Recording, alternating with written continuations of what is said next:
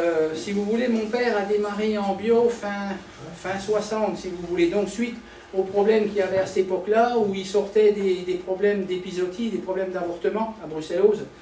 Des fois, ça arrivait en 4-5 ans, quand vous aviez 2 fois l'avortement dans le troupeau, c'était pas joyeux. Et des fois, les vétérinaires, ils n'avaient pas de solution.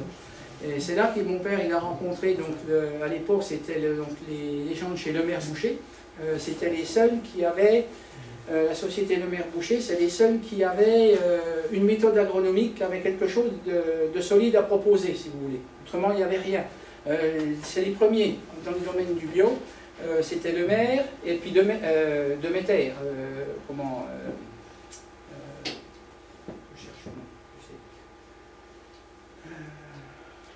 Oui, ben c'était ça, c'était Demeter, en biodynamie.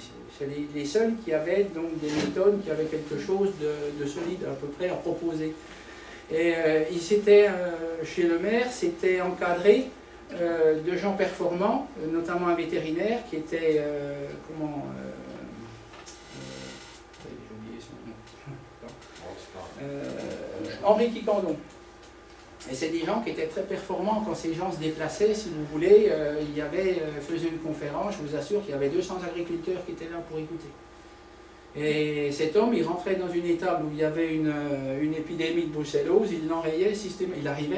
Il avait les possibilités, les connaissances pour l'enrayer systématiquement. Donc quand ils arrivaient dans un élevage qui proposait donc ce qu'ils avaient à ce moment-là, les minéraux à base de lithotame, produit qui est intéressant, parce que non seulement par sa forme de calcium, qui est un calcium monocalcique, qui est très assimilable, mais avec les 50 oligo-éléments qui sont 50 ou 52 oligo-éléments qui sont présents dedans. Certains donc à l'état de trace, mais qui sont suffisants à l'état vraiment de petite quantité pour uniquement déclencher des processus au niveau du métabolisme qui sont très importants, notamment, surtout au niveau du système immunitaire et puis de tout ça. Ils ont amené le chlorure de magnésium, qui est un anti-infectieux de base, qui est vraiment intéressant aussi, qui est utile. Tous les agriculteurs en bio, ils avaient le litho, ils avaient le chlorure de magnésium, ils ne sortaient pas de ça, ils n'auraient jamais oublié de faire les cures régulières et tout. Et rien que ça, on solutionnait déjà pas mal de problèmes. Une alimentation qui était correcte, pas de surproduction. Le problème des vaches laitières aujourd'hui, de l'état de santé, c'est que ces vaches, elles produisent tellement, elles ont passé la barre des 10 000, certaines arrivent à 14 000 kilos de lait par an. L'organisme n'a pas la faculté, au niveau par rapport à l'alimentation qu'elle a, pour faire cet équilibre ionique, il n'a pas la capacité de prélever ce qu'il exporte. Donc elles sont constamment en état de carence. Constamment. Donc c'est pour ça que leur taux de renouvellement aujourd'hui, il atteint en moyenne dans un troupeau de vaches laitières, c'est 25 voire 30%. Il n'y a pas une vache qui a plus de 10 ans. Autrefois, il y avait des vaches de 20 ans dans les troupeaux. Aujourd'hui, il n'y en a plus, ça n'existe plus ça. Vous trouverez une vache de 17-18 ans chez un allaitant. En race à viande, c'est à peu près tout. Autrement, vous n'en voyez plus. Y a-t-il d'autres questions? J'entendais... Non, moi je disais que l'espérance de vie des vaches a diminué. Donc, il y a un autre phénomène aussi, il y a le fait qu'ils ne laissent pas vieillir non plus, parce que les réformes ont plus de valeur un peu plus jeunes que trop vieilles aussi. Il y a peut-être ça, il y a peut-être un aspect un peu économique. S'ils ont le renouvellement, puis après il y a le côté génétique aujourd'hui.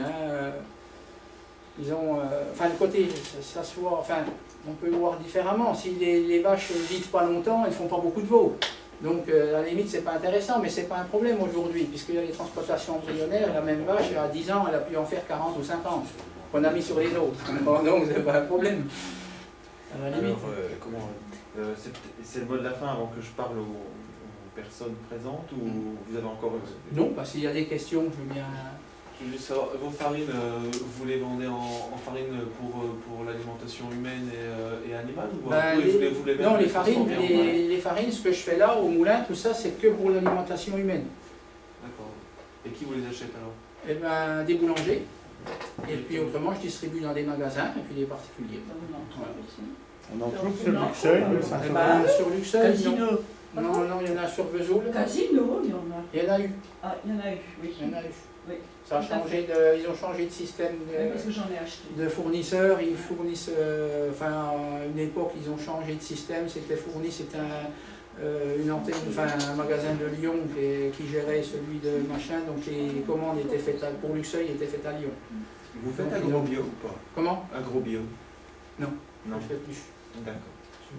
C'est un système qui est pas mal.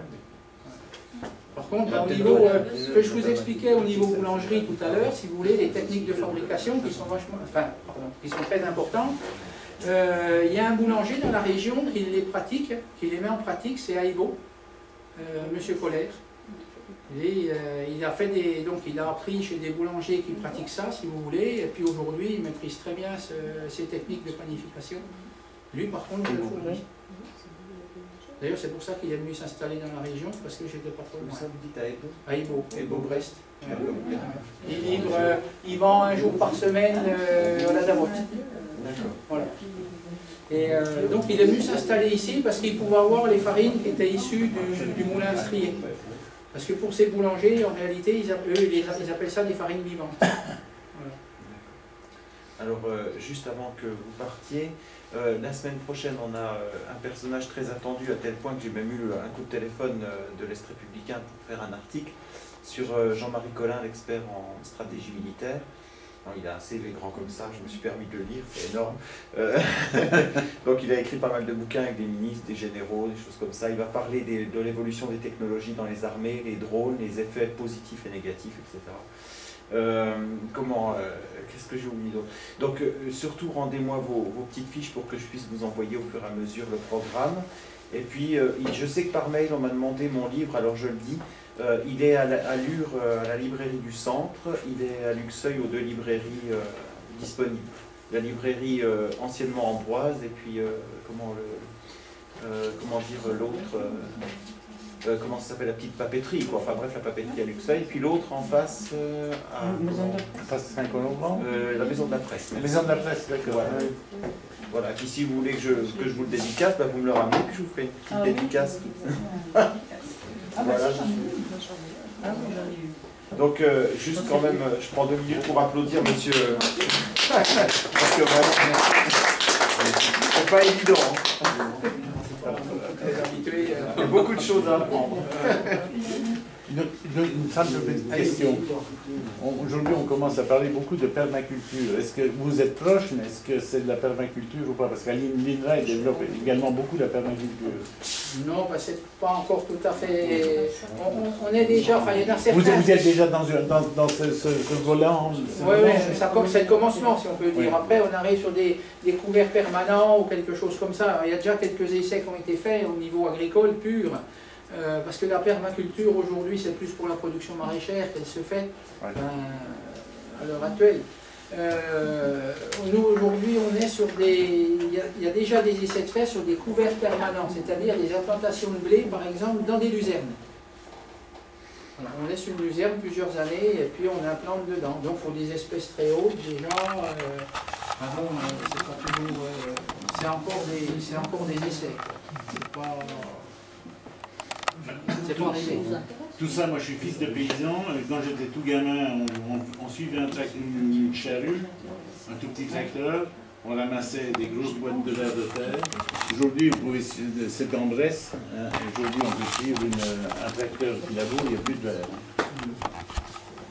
Donc c'est impressionnant ça. Si vous voulez, une petite parenthèse, si vous avez encore 2 minutes, je peux vous expliquer ça, justement dans le fonctionnement du sol.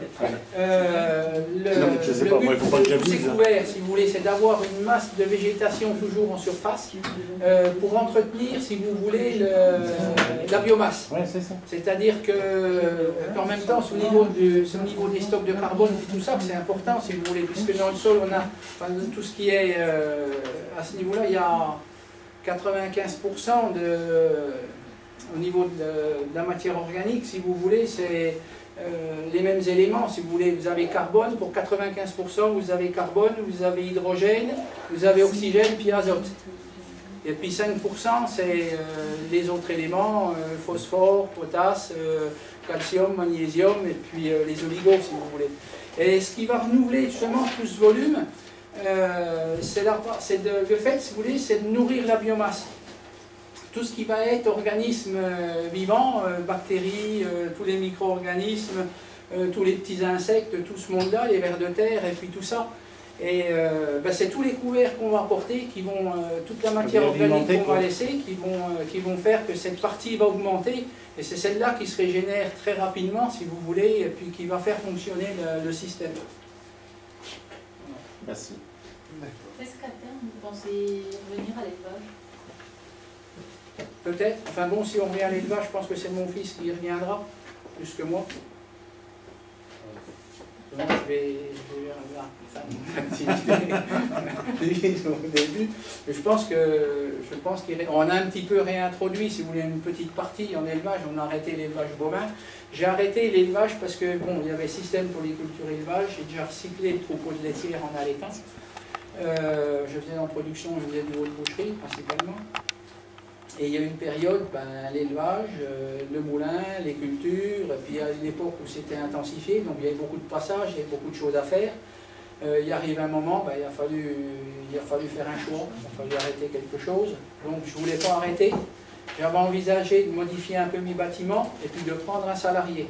C'est-à-dire je préférais investir dans le potentiel humain que dans le potentiel mécanique. Et parce que j'avais deux choix, c'était de mécaniser, d'automatiser tout ce système-là, ou alors donc je préférais le potentiel humain. Ça ne nécessitait qu'une petite modification des bâtiments, mais par contre l'administration qui passe avant pour dire si on va autoriser le développement dans ce sens-là ou dans celui-là, ils ont dit non, non, vous agrandissez par là, vous allez tout refaire à l'extérieur là-bas. On ne pouvait pas tout refaire et à la fois embaucher. Il y avait un choix à faire. C'est eux qui l'ont fait, je pense, c'est ce qu'ils m'ont dit, c'est comme ça. Bon, j'ai dit, on arrête. Donc j'ai supprimé l'élevage à cause de ça, un peu malgré moi. Mais, alors ça a bousculé un petit peu le système, parce qu'il a fallu retrouver des solutions.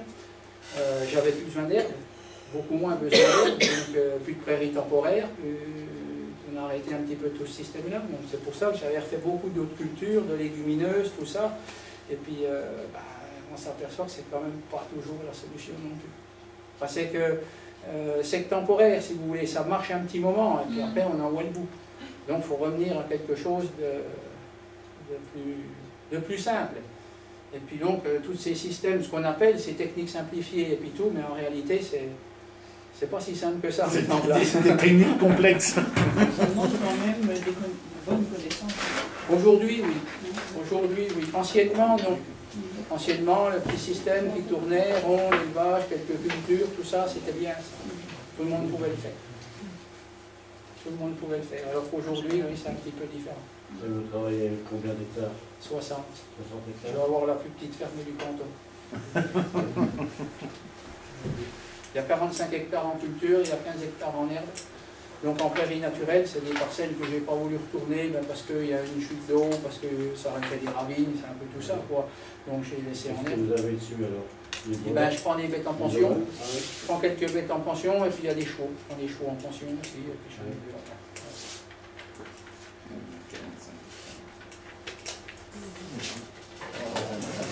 Si mon fils s'intéresse un petit peu à l'élevage, peut-être qu'il en reprend. En tout cas, merci pour tout.